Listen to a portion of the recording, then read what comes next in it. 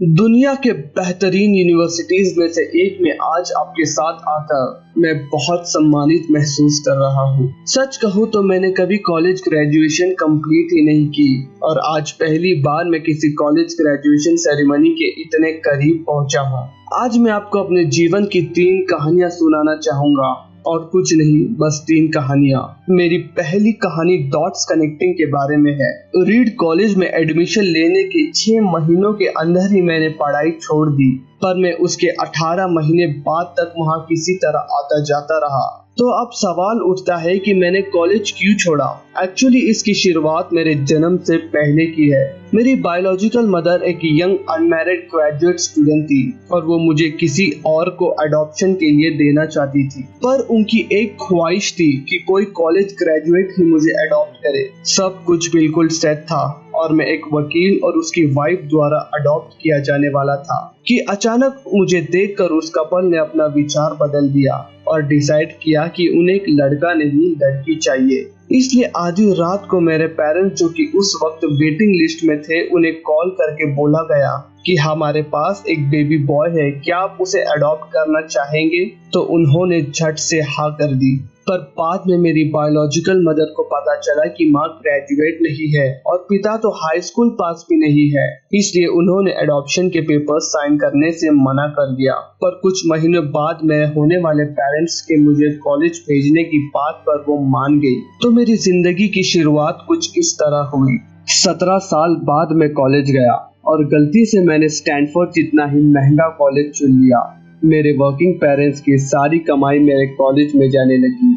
6 महीने बाद मुझे इस पढ़ाई में कोई वैल्यू नहीं दिखी। मुझे कोई आइडिया नहीं था कि मैं अपनी जिंदगी में आगे क्या करना चाहता हूँ और कॉलेज कैसे मुझे इसमें हेल्प करेगा। और ऊपर से मैं अपने पेरेंट्स की जीवन भर की कमाई खर्च करता जा रहा था। इसलिए जो होगा अच्छा होगा, यही सोचकर मैंने कॉलेज ड्रॉप आउट करने का फैसला लिया। उस समय ये सब कुछ मेरे लिए बहुत डरावना था, पर जब मैं पीछे मुड़कर देखता हूँ तो मुझे लगता है कि ये मेरे जिंदगी का one of the best decision था। जैसे ही मैंने कॉलेज छोड़ा, मेरे ऊपर से क्लासेस पूरे करने की बाधा खत्म हो गई और फिर मैं सिर्फ अपने इंटरेस्ट की क्लासेस करने लगा। और ये सब कुछ इतना आसान नहीं था। मेरे पास रहने के लिए कोई अपना रूम नहीं था, इसलिए मुझे अपने दोस्तों के रूम में फर्श पर सोना पड़ता था। मैं कांच वाली कोक की खाली बोतल जमा करता और उसे बेचने पर मुझे पैसे मिलते। उसी पैसे से मैं खाना खाता। मैं हर संडे 11 किलोमीटर पैदल चलकर हरे कृष्ण टेम्पल जाता था ताकि हफ्ते में एक दिन पेट भर के खाना खा सकूं, और ये मुझे काफी अच्छा लगता था। मैंने अपनी लाइफ में जो कुछ भी क्यूरियोसिटी और इंट्यूशन से किया, वो बाद में मेरे लिए प्राइसलेस साबित हुआ। Let me give an example. उस समय रीड कॉलेज सबसे अच्छी जगह थी जहां कैलीग्राफी सिखाई जाती थी। पूरे कैंपस में हर एक पोस्टर, हर एक लेबल बड़ी खूबसूरती से हाथों से कैलीग्राफ किया होता था। क्योंकि मैंने कॉलेज से ड्रॉप आउट किया था, तो मुझे नॉर्मल क्लासेस करने की कोई जरूरत नहीं थी। मैंने तय किया कि मैं कैलीग्राफी की क्लासेस करूंगा और उसे अच्छे से सीखूंगा। और मैंने सेरिफ और सैंस सेरिफ फॉन्ट्स के बारे में सीखा, अलग अलग लेटर्स के बीच स्पेस वेरी करना और किसी भी टाइपोग्राफी को कौन सी चीज अच्छा बनाती है, ये भी सीखा। ये खूबसूरत था और इतना आर्टिस्टिक था कि इसे साइंस द्वारा कैप्चर नहीं किया जा सकता, और ये मुझे बेहद अच्छा लगता था। उस समय बिल्कुल भी अंदाजा नहीं था कि मैं इन चीजों का यूज अपनी लाइफ में कैसे करूंगा। फिर 10 साल बाद जब हम अपना पहला कंप्यूटर मैकिन्टॉश बना रहे थे, तब मैंने इसे डिजाइन करके मैक में इम्प्लीमेंट कर दिया और मैक खूबसूरत टाइपोग्राफी के साथ दुनिया का पहला कंप्यूटर बन गया। अगर मैं कॉलेज से ड्रॉप आउट नहीं किया होता तो आज मैक में कभी मल्टीपल टाइपफेसेस और प्रोपोर्शनली स्पेस फॉन्ट्स नहीं होते। और चूंकि विंडोज ने मैक की कॉपी की थी, तो शायद किसी भी पर्सनल कंप्यूटर में ये चीजें नहीं होती। अगर मैंने ड्रॉप आउट नहीं किया होता तो कभी कैलीग्राफी की वो क्लासेस नहीं कर पाता, और पर्सनल कंप्यूटर्स में जो फॉन्ट्स होते हैं वो होते ही नहीं।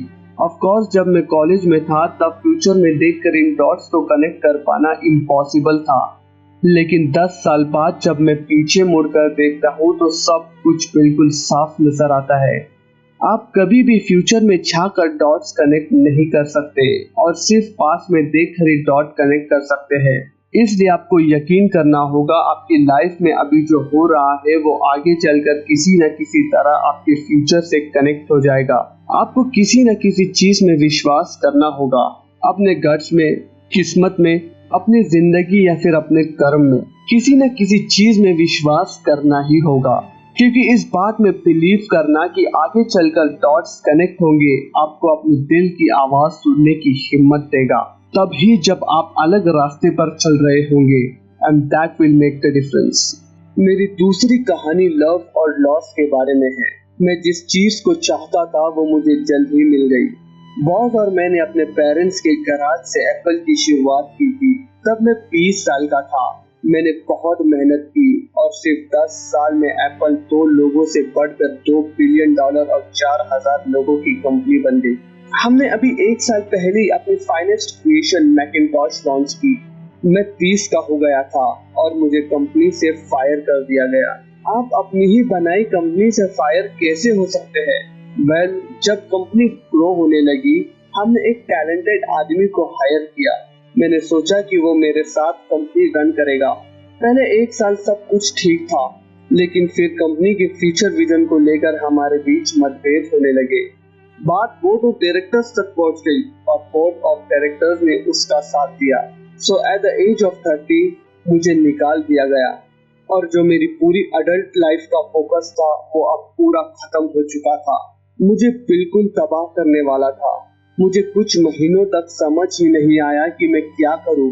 मुझे महसूस हुआ कि ये सब कुछ इतनी आसानी से एक्सेप्ट करके मैंने अपने पहले के जनरेशन के एंटरप्रेन्योर्स को नीचा दिखाया है। मैं डेविड पैकर्ड और बॉब नॉइस से मिला और उनसे ऐसा सब कुछ हो जाने पर माफी मांगी। मैं एक बहुत बड़ा पब्लिक फेलियर था। ये एक बार तो मैंने वैली छोड़कर जाने की भी सोची, लेकिन धीरे धीरे मुझे एहसास हुआ कि जो काम मैं करता हूँ उसके लिए मैं अभी भी पैशनेट हूँ। एप्पल में जो कुछ भी हुआ उसकी वजह से मेरे पैशन में जरा सी भी कमी नहीं आई है।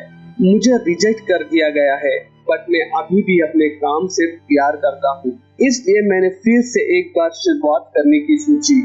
मैंने तब नहीं सोचा, पर अब मुझे लगता है कि एप्पल से फायर किए जाने से अच्छी चीज मेरे साथ हो ही नहीं सकती थी। सक्सेसफुल होने का बोझ अब बिगिनर होने के हल्केपन में बदल चुका था। मैं एक बार फिर से खुद को बहुत फ्री महसूस कर रहा था। इस फ्रीडम की वजह से मैं अपनी लाइफ के सबसे क्रिएटिव फेज में आ पाया। अगले 5 सालों में मैंने एक कंपनी नेक्स्ट और दूसरी पिक्सार फाउंड की और इसी दौरान मेरी मुलाकात एक बहुत ही खूबसूरत लेडी से हुई जो आगे चलकर मेरी वाइफ बनी। पिक्सार ने दुनिया की पहली एनिमेटेड मूवी टॉय स्टोरी बनाई और इस वक्त ये दुनिया का सबसे सक्सेसफुल एनिमेशन स्टूडियो है। कुछ ही सालों में एप्पल ने नेक्स्ट की सफलता को देखकर उसे खरीद लिया और मैं एप्पल में वापस चला गया। आज एप्पल नेक्स्ट द्वारा डेवलप की टेक्नोलॉजी यूज करती है। अब लॉरी और मेरा सुंदर सा परिवार है। मैं बिल्कुल श्योरिटी के साथ कह सकता हूँ, अगर मुझे एप्पल से नहीं निकाला गया होता तो मेरे साथ ये सब कुछ नहीं होता। ये एक कड़वी दवा थी, पर शायद पेशेंट को इसकी जरूरत थी। कभी कभी जिंदगी आपको इसी तरह ठोकर मारती है। अपना विश्वास मत खोइए। मैं यकीन के साथ कह सकता हूँ, मैं सिर्फ इसलिए आगे बढ़ता चला गया क्योंकि मैं अपने काम से प्यार करता था। I love my work। आप रियली क्या पसंद करते हैं ये आपको जानना होगा। जितना अपने लव को फाइंड करना जरूरी है, उतना ही उस काम को ढूंढना जरूरी है जिसे आप सचमुच एंजॉय करते हैं। आपका काम आपकी जिंदगी का एक बड़ा हिस्सा होगा और ट्रूली सेटिस्फाइड होने का एक ही तरीका है कि आप वो काम करें जिसे आप सचमुच बड़ा काम समझते हैं। और बड़ा काम करने का एक ही तरीका है कि आप वो करें जो आप करना एंजॉय करते हैं। और अगर आपको अभी तक वो काम नहीं मिला तो आप रुकिए मत, उसे ढूंढते रहिए। जैसे कि दिल से जुड़ी हर चीज में होता है, वो जब आपको मिलेगा आपको पता चल जाएगा। और जैसे कि किसी अच्छे रिलेशनशिप में होता है, वो समय के साथ साथ और भी अच्छा होता जाएगा। इसलिए ढूंढते रहिए, रुकिए मत। मेरी तीसरी कहानी डेथ के बारे में है। जब मैं 17 साल का था तो मैंने एक कोट पढ़ा था, अगर आप हर रोज ऐसे जिए कि जैसे ये आपकी जिंदगी का आखिरी दिन है तो आप किसी न किसी दिन सही साबित हो जाएंगे। इसने मेरे दिमाग में एक इम्प्रेशन बना दिया। और तब से पिछले 33 सालों से मैंने हर सुबह आईने में उठकर देखा है और खुद से ये सवाल किया है, अगर ये मेरी जिंदगी का आखिरी दिन होता तो क्या मैं वो करता जो आज मैं करने वाला हूँ। और जब लगातार कई दिनों तक जवाब ना होता तो मैं समझ जाता कुछ बदलने की जरूरत है। इस बात को याद रखना कि एक दिन मैं मर जाऊंगा मुझे अपनी लाइफ के बड़े डिसीजन लेने में मदद करता है, क्योंकि जब एक बार डेथ के बारे में सोचता हूँ तो वो सारे एक्सपेक्टेशंस, सारे प्राइड, फेल होने का डर, सब कुछ गायब हो जाता है और सिर्फ वही बचता है जो वाकई जरूरी है। इस बात को याद रखना कि एक दिन मरना है किसी भी चीज को खोने के डर को दूर करने का सबसे अच्छा तरीका है। आप पहले से ही नेकेड है, ऐसा कोई रीजन नहीं है कि आप दिल की ना सुने। करीब 1 साल पहले मुझे पता चला मुझे कैंसर है। सुबह 7:30 बजे मेरा स्कैन हुआ।